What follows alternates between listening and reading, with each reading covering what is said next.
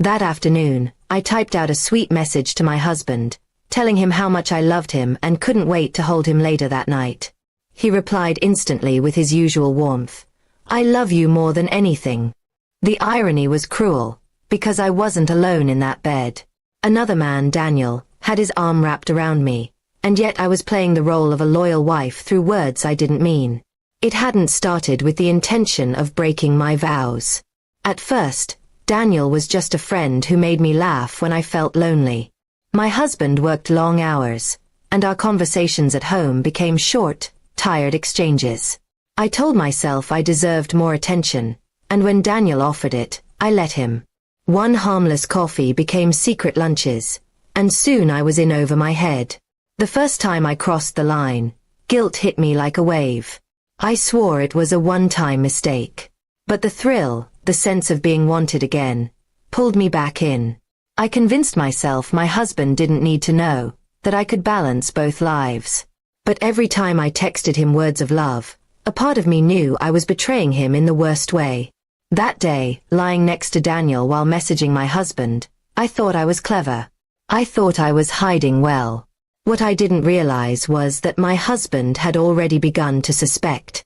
He noticed the way I smiled at my phone, the sudden late dinners with friends, and the way I avoided intimacy at home. He didn't confront me right away, he started quietly watching. Unknown to me, he began tracking my movements, checking bank transactions, even looking for inconsistencies in my stories. He loved me, but something inside him told him the truth was darker than my excuses. And when I sent that sweet message, he already knew where I really was. When I came home that night, I tried to act normal. I kissed him, set the table, and talked about my busy day.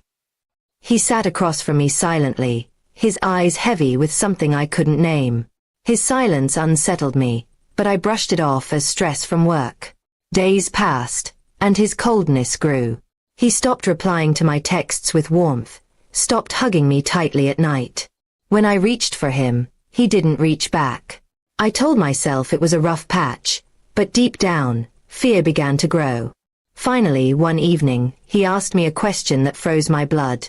Who is he? My mind spun, searching for a lie, but his eyes told me he already knew. When I denied, he laid out the proof, screenshots of my location, credit card slips, and even photos of me and Daniel together. The room felt like it was collapsing on me. I begged. I cried. I told him it was meaningless, that I still loved him, that I could stop. But he wasn't fooled. He looked at me like I was a stranger, and in that moment, I realized the damage was beyond repair. He didn't scream. He didn't lash out. Instead, he spoke with heartbreaking calm. I gave you my trust, my love, and my life. You chose to break all of it. I can't stay married to someone who lies to my face. His voice cracked, but his resolve didn't. Within a week, papers were served. Seeing divorce written on those documents shattered me in ways I hadn't expected. I thought I could fix it, that our history would be enough to save us. But my betrayal had cut too deep. My husband wanted freedom from me more than he wanted reconciliation. Daniel, the man I risked everything for, quickly disappeared. He didn't want a woman with complications, with a marriage falling apart. I was left alone. No husband, no lover, just the silence of my choices echoing in the empty house. The divorce went through swiftly. My husband didn't fight or argue. He simply let me go. When I signed the final papers, I realized I had lost not only a marriage but the only man who ever truly loved me. His loyalty had been priceless, and I had thrown it away for cheap thrills. Now, every time I look back, I think of that one moment, the moment I texted him words of love while lying in another man's arms. That was the day I truly lost him.